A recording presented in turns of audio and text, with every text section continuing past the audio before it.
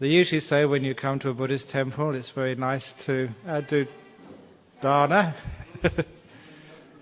to give offerings and to celebrate, especially today, my birthday.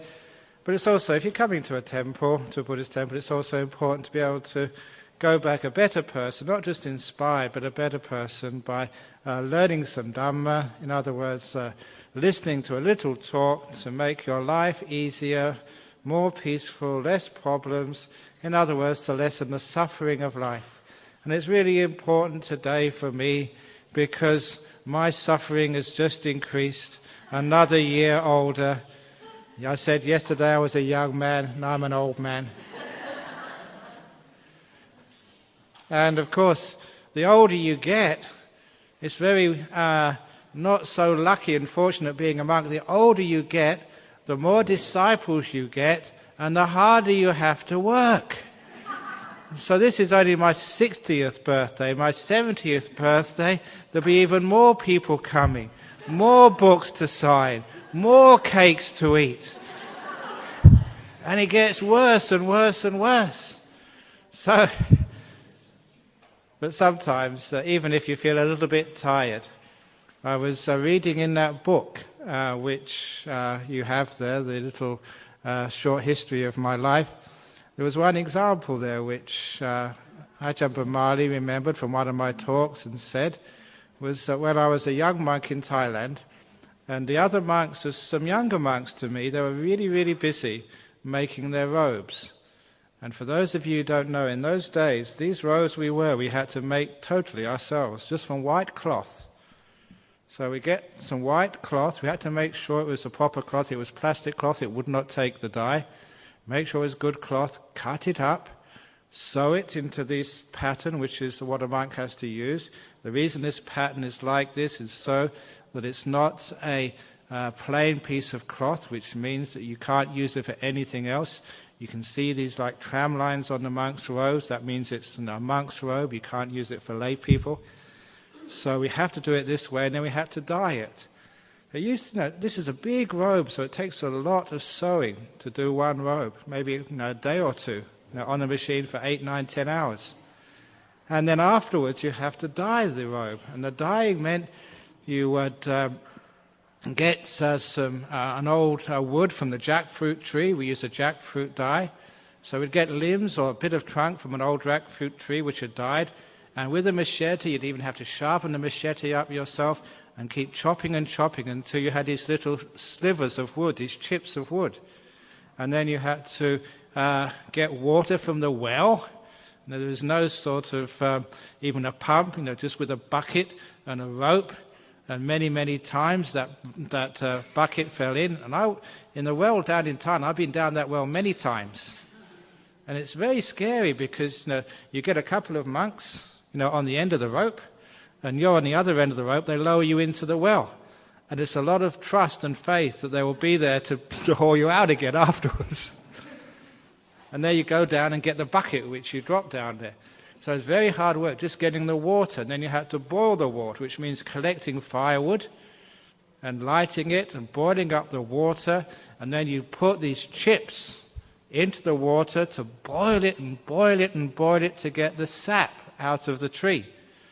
And then when you got lots and lots of sap from the tree, you'd keep boiling it to concentrate it, and after it got concentrated, then you could actually use it to dye. It took a couple of days, 3 days or something, of really hard work to make enough dye for a robe. And on this occasion there were 4 monks that were making their robes. And for those of you who've been to Thailand, I know one of those monks. He's a very famous monk, Ajahn Gawesako. He's the Japanese monk who lives over in Kanchanaburi. He's got a very lovely monastery now. He was one of the monks who I was helping. And he's got an interesting story because his name, being Japanese, was Shibahashi. And in Thai you can't actually pronounce Shibahashi. So Ajahn Chah used to call him Sibat Hasip, which means 4 baht 50 cents. So he was always, 4 baht 50. The monk. But anyway, he was one of the monks who was doing their robes. And these monks had been up 2 nights already, hadn't slept. and they're going to face their third night of working all night without any sleep. And I took pity on them because they've been up for such a long time, and I was a compassionate monk. So after the evening chanting and meditation, which finished about 9:30, I went to the dying shed, and I said, look, I know this is not allowable, it's not proper, but look, you go and take a rest, and I'll look after the dye pot for you tonight. I will go without sleep, because, you guys have been, up for 2 nights in a row. And of course, they never argued with me at all. As soon as I suggested it, they were off. Because they were just so tired. If ever you've been without sleep, you know just how terrible it feels. So off they went to sort of take a nap, and I looked after the dye pot myself all night. And 3 o'clock was when the morning bell went in our monastery in Thailand in those days. Here we only get up at 4 o'clock. We're slack in Australia. But over there it was 3 o'clock every morning. So when the 3 o'clock bell came, the other monks, they came to take over for me, and they thanked me. They had a decent sleep, at least get rid of some of their sleepiness. And then I went off, not to sleep, had to go for the morning meditation and chanting. Now, you may understand that being a monk born in England, you weren't used to the very hot climate in Thailand. There was no air conditioners or fans in this monastery. You just had to sit there in the hot, steamy morning, and you hadn't slept all night. So you'd imagine that you'd get very sleepy on many mornings. But that morning, there was no sleepiness at all. I was full of energy and really bright. And of course, I couldn't understand why that was. I hadn't slept all night, and there I was meditating with a very clear mind and a very alert mind. And it was only afterwards when I went walking for the alms round, and I asked one of the other senior monks, this is really strange. I've got so much energy, I feel so alive, and I haven't slept all night. And I know that sometimes before, I remember with my brother, so sometimes going to these all-night concerts and just walking back from the middle of London, sort of late at night and hardly having any sleep. Just like you young people do. Young people don't change, we're all the same. So staying up all night, and that would be really tired. But this morning I was not tired at all. So I asked the senior monk, why? And he said, it's because you've helped somebody, because you've served, because you sacrificed yourself for somebody else's happiness. It's like instant karma. And I've known that, for such an early time in my monastic life. And I think you should know that too. If you do something for yourself, you do get tired. If you're working at your job, or you're working at your house, you're cleaning up your own kitchen, you soon get tired. But if you do it for somebody else, then you get some energy. You get happiness. You get joy. And that's something which I've seen for such a long time. It doesn't matter how hard I work. If it's for myself, I get tired. But if it's for others, I get energy. And so that's why, even though that I should be tired as a 60-year-old now, sort of messing around with you guys all day, I should be really tired. I'm full of energy. And the reason for that energy is because you've done something good. You've served. So actually just being kind and being generous and being compassionate, it's not just something you do just to be a goody-goody. It's just something which you do because it does give you more happiness, more joy, more energy in your life.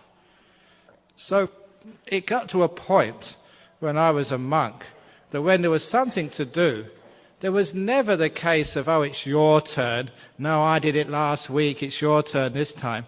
When I was a monk, it didn't matter if it was somebody else's turn. I rushed and did it before them. So I did it, not because it was my turn, because I just loved serving and loved doing things for other people, because I got so much happiness and joy out of that. And of course, that's why for the last, I don't know how many years I've been in Perth, 28 years I've been in Perth, because I've enjoyed serving so much, the Buddhist Society of Western Australia has exploited me to the max. Not just the Buddhist Society of West Australia has been exploiting me, the Buddhist Fellowship has been exploiting me, and the Buddhist Gem Fellowship, and the Thai people in Bangkok, and everyone else, and Sri Lanka has exploited me, squeezing every last drop out of me, but there is no last drop. Whenever you do something for somebody else, you always got something left. In fact, you got more than you started with. Which is why that compassionate service is a very beautiful way of living your life. Now you have a community here, a community which you can respect and be inspired by and actually serve. And if it's not the community here in Perth, the community in Singapore, the Buddhist Fellowship, the Buddhist Gem Fellowship, I was a bit scared when I saw that book. There's now an Ajahn Brahm Society in Sri Lanka. Oh my goodness. So whatever it is, just be able to serve things which are doing good in the world does give you lots of happiness and energy. So for those of you who feel tired, for those of you who think, I haven't got much energy, for those like me who are getting on in years and think, the older you live, the less you have to do. Now, if you do things like that, if you do less and less and less, I think you get old very quickly and you get depressed and you die very young. So just because you're old doesn't mean you can't serve. You can't do things. You can't help your community. You can't help others. Just because you're old is no excuse. I can't get away with it. I don't see why you should. So we do work in our own ways as much as we possibly can. And that gives so much happiness. It means in a monastery, it's not the case of it's your turn to do the sweeping today. You have to fight to get the broom. It's not the case of, I don't want to sort of wash up. Why am I the only person washing up? Say, great, I'm the only person washing up. I get all the merit. I get all the good karma. And when you think like that, serving and helping in the community is a source of great joy and inspiration. It's not a sense of complaining. Why do I have to do this? These other people, they should wash up their own plates. They should clean up their own mess. Why does it always have to be me? Nah, nah, nah, nah, nah. And that just makes you really upset. So no, just say, great, they've left this mess for me. More merit, more good karma, more opportunity for me to serve. Oh, thank you so much, all the other lazy, good-for-nothing people who have already gone. And they're gone and leaving someone else to clean up. Oh, they're such wonderful people because it's more mess that I can clean up. This is working in a temple, in a monastery. It's a great opportunity to make good karma. And look, today a lot of people gave lots of donations to all our different parts of our Buddhist society. But the greatest donation is not the money. The greatest donation is not the food. The greatest donation is cleaning the dishes, is washing up, is taking the rubbish out. Now that, good jig, yes. She said that was right. I agree with you. So, because when you do that, you're creating, because if you don't do that, who has to do it? I have to do it. The monks, the nuns, we have to do it. And so what are you doing? You're making the monks and nuns work so hard, we've got no time to meditate. So look, you give me all these offerings, you want some more toothpaste. Look, I've only got a certain number of teeth. I've got plenty of toothpaste. Okay, do you want some soap? How many times can I wash a day? And, give me a robe. The robe lasts for a couple of years. I haven't got a wardrobe. I'm not like some rich person who's got a whole wardrobe of robes, which I sort of open every morning. Which robe should I wear today? I've only got one robe. So what can you offer a monk? What you can offer a monk or a nun is to wash the dishes. So when people said to me, Ajahn Bob, what do you want for your birthday? Take out the rubbish. What that really means is, because I live, well actually I don't live here, I live on the other side of the road, in our monastery. And we built this place, not for us. When I built this place, I knew it'd be more work for me.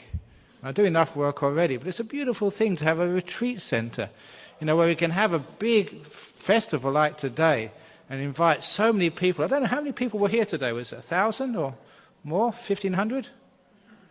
Anybody know? Maybe we should actually sell tickets next time, then we can find out. Now, what we should really do, if we're ever really short of money, sisters, if we never raise enough money for the Orsala project, I've got this great idea to have parking meters. We can make a lot of money with parking meters. if not parking meters, and also wheel clamps. Can we have a wheel clamp?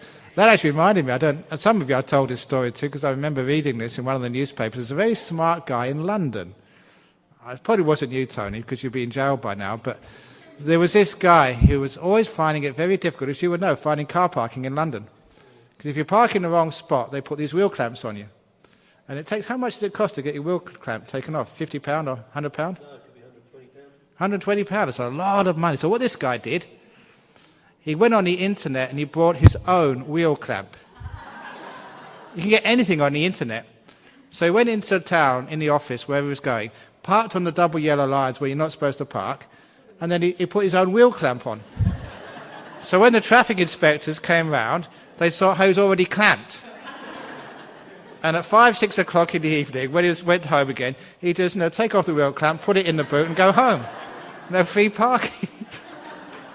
That's very, very smart. But don't try that. Somebody else, I told that story, actually it was Singapore just recently. And they said somebody else did one better than that. They had this little tape, which was actually adhesive tape, and actually would stick to the bitumen road.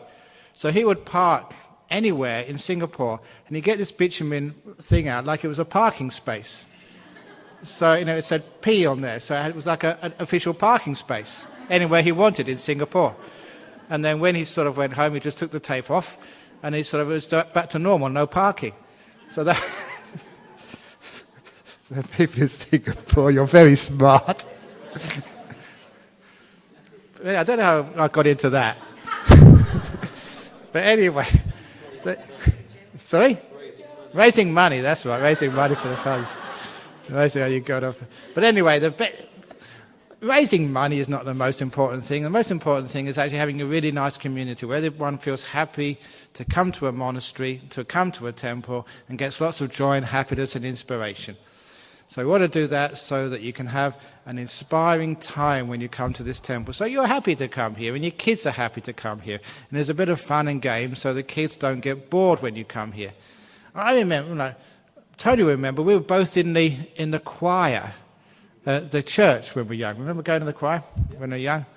And that was such a boring place to go. I mean, because that church, it was stone. It was really cold, and the benches there, the pews were wood. There was no cushions at all on there. And the sermons were always boring. The only reason I went there to sing in the church choir was actually because on weddings you get, 2 and 6, that's right, £half, yeah. And that was, for a kid in those days, that was a lot. You can get sort of a big bag of chips for 6p, so it's 5 bags of chips you could get for doing things like that. That's the only reason I went to church. It was. For the money. It's true, it was. That's true, you see, you said it was true. But anyhow, so, when you come to a temple, if you don't get 2 and 6 or the equivalent in modern money, at least you get some happiness and joy when you come here. And that's why, we want to make sort of religion a happy experience. So you come here, you get some joy, and you get some good examples on how to live in life. And the example today is like serving. And it's not just serving so it's a goody-goody thing to do. You go to heaven, or, it's the right thing to do, so you feel that I'm a good Buddhist, I'm a good Christian, I'm a good whatever. It's not the point. It's feeling that you get the instant result. You're feeling much happier and more peaceful. And I've told a lot of people over the years that one of the biggest problems in our modern world is depression. And of course, if you're depressed, you can do all sorts of things like cognitive behavioral therapy, which is counseling, or do some meditation, or take the medication of Prozac and other things, because life can be very depressing. Sometimes that you lose the race, sometimes you win the race, sometimes that you lose your money on the stock market, sometimes your wife dumps you, sometimes that makes you very happy, sometimes it doesn't. Whatever it is, sometimes life can be quite difficult. But there's another thing you can do whenever you get down and depressed. And that is actually do something for the community, do some service. Because when you get out there and actually just come to the temple for the day, do some cleaning, do some gardening, wash up, give food to the monks, have a chat to the nuns, whatever it is, that actually inspires you and uplifts you. And this is no joke, it actually works. One of the reasons why that depression becomes such a blight on our society is because our willingness or opportunities to do social community service are just too limited. We just don't do that these days because we think we're just so busy we haven't got the time. But look, it's much more great investment of your time to do a little bit of community service. Go and help in some old person's home. Because I'll be going there soon. 60 years of age, an old monk's home or something. Actually, we're looking for an old monk's home now. I think once we've got the Sala project finished in Dharmasara, the next thing will be an old monk's and old nun's home. Because we're getting on in years. By the time we finish your Sala, I think it'll be the time to look for some place to retire somewhere, Sister Naroda. Actually, you're getting on even more. But it'll be very quick. And Annie Paymer, you're already 70. So she's 70 at the age. See, when you're a monk or a nun, you live such a beautiful life. You don't age so much. So those of you who want to sort of get away from aging, you're worried about your looks when you get old and having to use Botox and facelifts and other lifts, just become a nun. And then, you just feel so young. She's 70 years of age. So that's why, because you live a good lifestyle, then you don't look old. And actually that was proved. There was an experiment done, which somebody sent me it was in California, in a retreat center over there. They looked at 2 groups of meditators. They did 3-month retreats each. They did the first group were meditating, and the other group, weren't meditating, and the second group did a retreat afterwards. And they were actually finding out that one of the causes of aging, which is in the cells, when the cells divide, the mitochondria always degrade a little bit every time your cell divides. And it's a degradation of those mitochondria. That just shows you just how well versed I am in science, just to impress you, to to show that even though I'm aging, I still remember these big words. So when they actually divide, they degrade slightly, and it's the cumulative degradation of those parts of your cells which is actually the cause of aging. And they were watching these meditators over 3 months and checking every time their cells divided, actually their mitochondria didn't degrade at all over that 3-month period. It actually halted the aging process. This is not just somebody looking at you and saying how old you feel. This was actually science knowing the cause of aging, and that cause of aging was actually stopped when you meditate.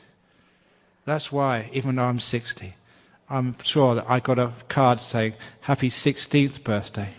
So I'm sure is that how old I look? No, never mind. As a monk, it's good to look old. You get much more respect the older you look. But anyhow, it works. And it's the same with doing service for others. Service to others, you get more energy. And it takes away this depression. It takes away all this feeling negative. Because you're out there serving, you're being of use to other people, you're being of use to the society, and you can see the beautiful results of this. Some of you have been serving this monastery for, I don't know, there's some people here who have been serving from the very beginning for almost, how long have I been here? 28 years.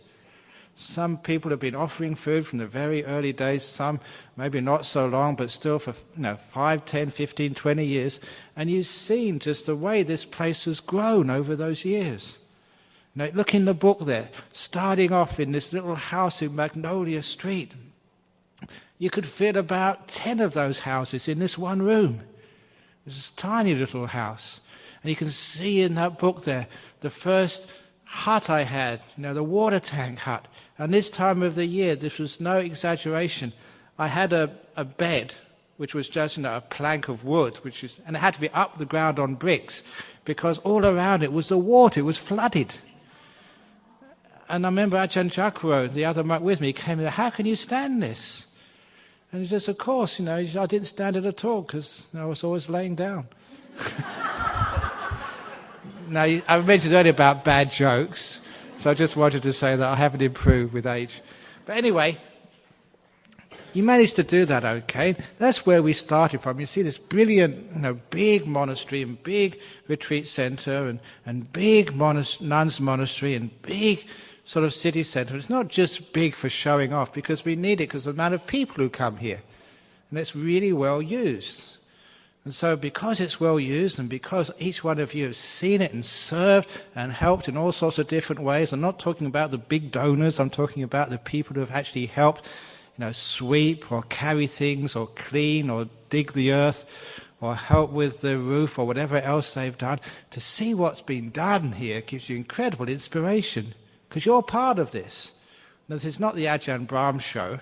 This is actually all the monks, all the nuns, all the lay people have come together to make this happen. It's no exaggeration when they say you can't do it without other people. Of course, we are a team. And we are, because we're a team, and see how much has been achieved over these years, whether it's with the Buddhist Fellowship, to see how much that's grown, the Buddhist Gem Fellowship in Malaysia, sort of the Buddhist community over here, see how the groups in Sri Lanka have been growing, to see how all of that has been happening. That is inspiring and uplifting. And you've all been part of that. And the more you've been a part of that, the more inspired you feel. And you feel, there is some meaning to your life. You've actually done something really good. Look, just one example. I was reading that book last night, and there were some stories in that book, the birthday book, which even I didn't know. And so somebody sort of got a copy of my tape, one of my talks, and they reversed their divorce. It says in there they were already divorced or going through the process, and they listened to one talk, and they stopped it. They reversed it. They didn't get divorced anymore. Because I know that when a divorce happens, it's not just two people who suffer. The kids suffer, the parents, the uncles and aunties, all the friends. It creates a lot of suffering. And some of you have been through divorce. You know how painful it is. And just one talk stopped that. And when I read that, I thought, wow, that's really something worthwhile. You've actually done something which has stopped a lot of pain and suffering. And of course, I gave that talk because somebody else recorded it. And somebody else put it on a disc. Somebody else did the artwork on that disc. Somebody else put it out for sale or distribution. So all those people who were involved, they all get a slice of the action, as they say in Las Vegas. They always, actually I was invited to Las Vegas. I got an open invitation to come and visit over there. I'm not sure if it's to teach Dhamma or to stand outside the casino and sprinkle people with holy water so they win. And actually, sometimes you think that's a joke, but one of my favourite stories, I was telling at the time, just after I got this invitation, there was one of the very famous Buddhist nuns. Some of you may know her. She's actually in that book, my birthday book. That's why I remember the story. She came and visited some years ago, Ayya Khema. Remember her? Yes. Very good. So Ayya Khema, one of the first bhikkhunis, she was teaching a meditation retreat in England. And after finishing the retreat, she was being driven back to Heathrow Airport to fly back. I'm not sure it was to Germany or to Australia. And she needed her lunch, before midday. She has the same rules as the monks have. Monks and nuns, we share the rules. So they stopped at a restaurant. And as you would know, Tony, there's a lot of restaurants are next to the pub. So you've got the pub and you've got the restaurant next door.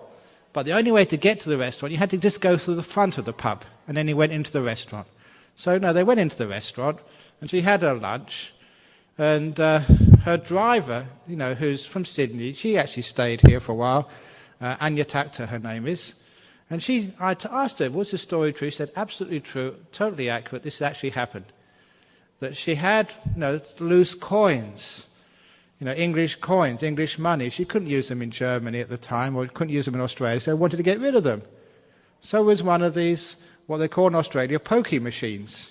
In England they call them one-armed bandits, which is a much better name.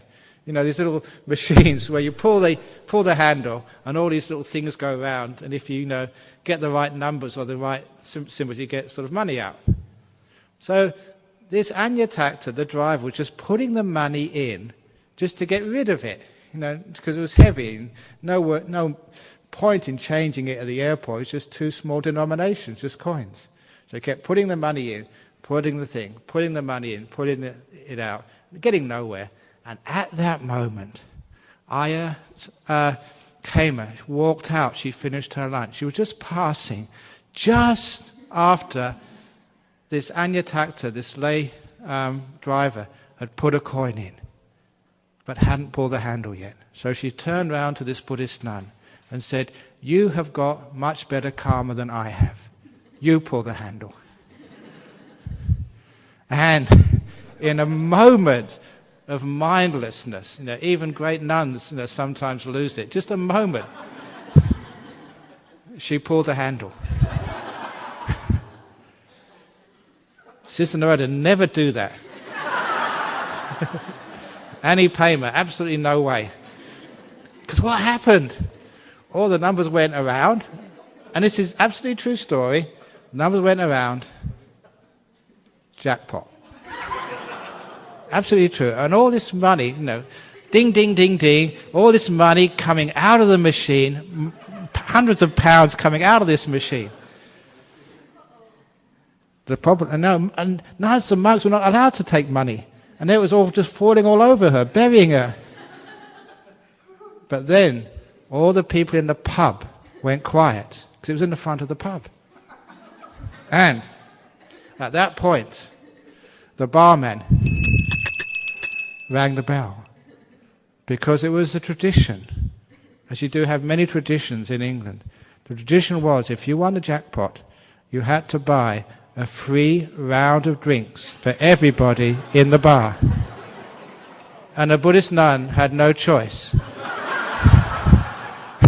It was the only time a Buddhist nun had to buy alcohol for every person in that bar, including the barman.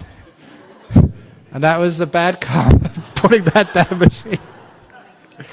So that actually happens. So that's why I don't know if I should really accept the invitation to go and teach in Las Vegas. I might be tempted to pull one just for the sake of the Dharmasara Nuns Monastery Building Fund. And I'll be in big trouble afterwards. So anyway, some things which monks and nuns should not do, so we try to keep clear of them. But it's very good to be able to sort of serve and help. That's a much better than anything else. To be able to give your time and energy for a much better cause and to do something good. And of course, it's really great to see how far we've come. We've obviously got further to go. Sometimes the world, we think it's in a mess, and sometimes people say, what can we do about it? And there's heaps you can do about it. And heaps you can do about it just by washing the dishes in an old people's home. Just by volunteering in a hospital. Just by cleaning the dishes in a monastery, taking out the trash, making sure that everything is clean afterwards. Because this is our place. It's not just a monk's place. It's not the nun's place, as you all know. We share it with you. Even my own private, secret dwelling, my cave. I don't know if that really belongs to me or not, because so many people tramp in there and tramp out there. I mean, how many other people have a bedroom which is a tourist attraction? It's true. Even Angie said, there's a lot of people came from Singapore, they want to see my cave. That's not just a cave, that's my bedroom. So it's a tourist attraction now.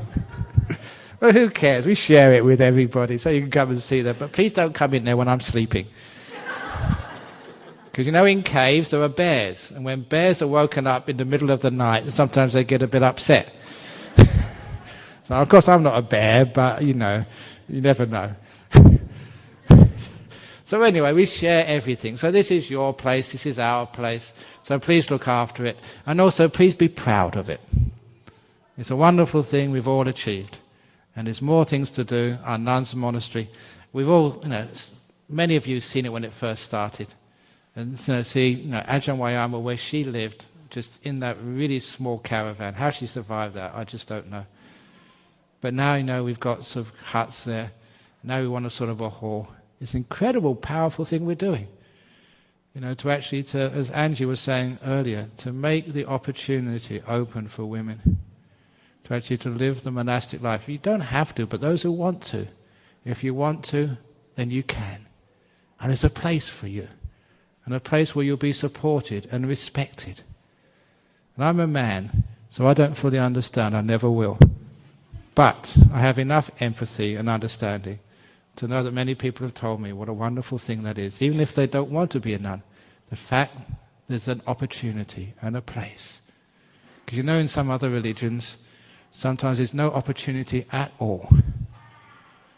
And not having any opportunity, there's something obviously wrong there. Something doesn't feel right.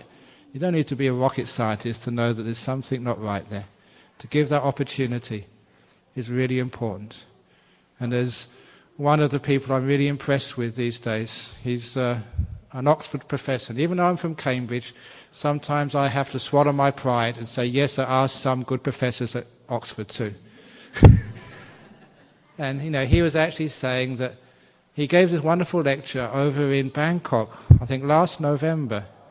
And he was saying, the job of a teacher, is it to comfort or to challenge? And sometimes it's very easy to comfort, to tell you what you want to know, to make you feel happy, make you feel good. But sometimes it's worth challenging as well. And sometimes religious leaders have that moral authority and also that moral obligation to challenge and stand up for what we know is right, and to actually to stand up and say, no, that is wrong. And even if it's governments or other organizations are going to criticize you, you have to have that moral strength. Because if your religious leaders don't have moral strength and integrity, what sort of leadership are they giving? And so that's sometimes we do have to challenge, often comfort.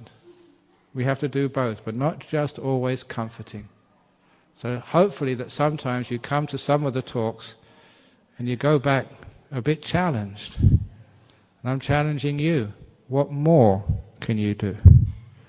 Not what you've done already, but what more can you do for the betterment of our society, especially if you're Buddhist, through supporting, say, Buddhist nuns, for supporting a new centre for the BGF, which needs a big centre over there.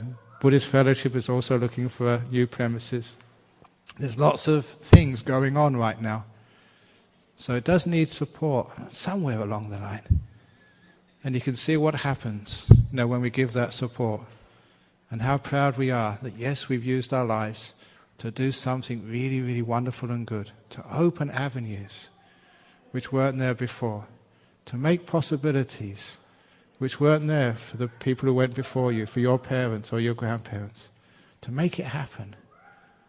At the end of your life, when you look back, you think, I've done something. I've made a difference. My life was worthwhile. 60 years, I've done a lot, but I can still do more. So I'm not going to relax. I'm not going to take it easy. I'm not going to be a namby-pamby cream puff monk. I'm going to still carry on. I've got no choice, you won't let me. So please be inspired, and please get out there, and you can always do something more. You can always be kinder.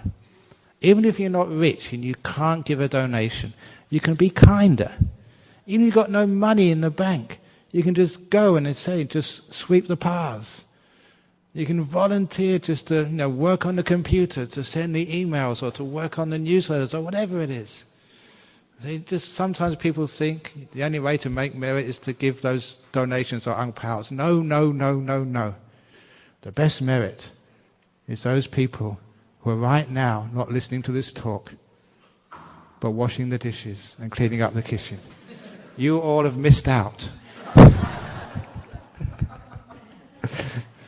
So before you go, I'm sure there's something more to be done. Some other opportunity you have to make good karma before it's too late.